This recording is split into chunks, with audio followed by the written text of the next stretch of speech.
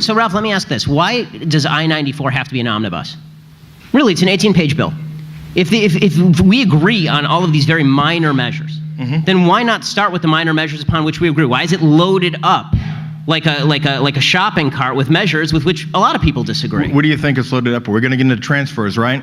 Well, yes. I mean, the definition, I mean, I don't want to get into the weeds because we talked about this earlier, but yes, the definition of transfer is incredibly vague in the bill. So a couple of things about transfers on that. And one, this bill was modeled after Oregon and California, which have had... Being from California, it's worked beautifully. Which has had... hundreds of thousands of background checks, and there hasn't been one instance of somebody put in jail for a transfer.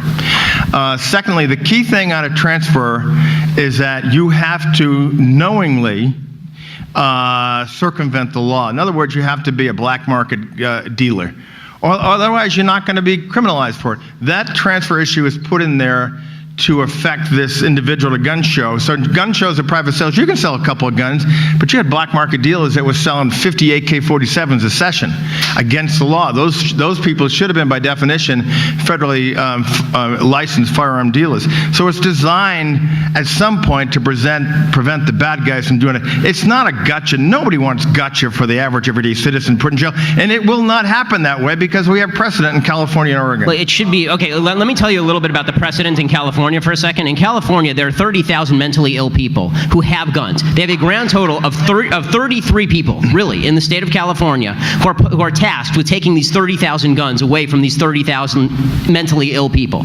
Okay, we're creating a system that is either not going to be enforced or it's going to be over-enforced. This idea, if we can just trust the government, then why aren't we just trusting the government to do the right thing now? I don't understand why a piece of legislation makes them better at what they do. I mean, the government is not very good at what they're doing now. Why does new wording make them not suck? Because part of the reason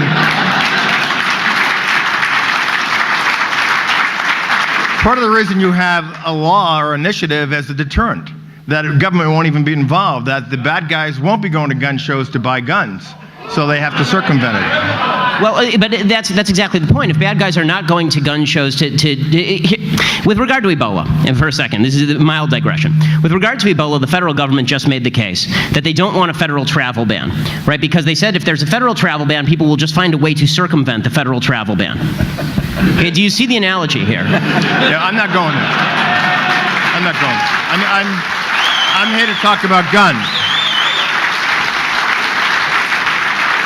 And most people are law-abiding citizens on that. So, you know, I think one of the reasons you have laws is a deterrent to make sure that people do the right thing. Well, I agree, but this is the attendant cost, right? If there are law-abiding, the cost is a law-abiding citizen, for example, under the bill, who wants to loan a gun to a family member for purposes of defending themselves. The bill talks about it has to be in the case only of the most basically emergency situations. Well, how does the government define that? It's undefined in the bill.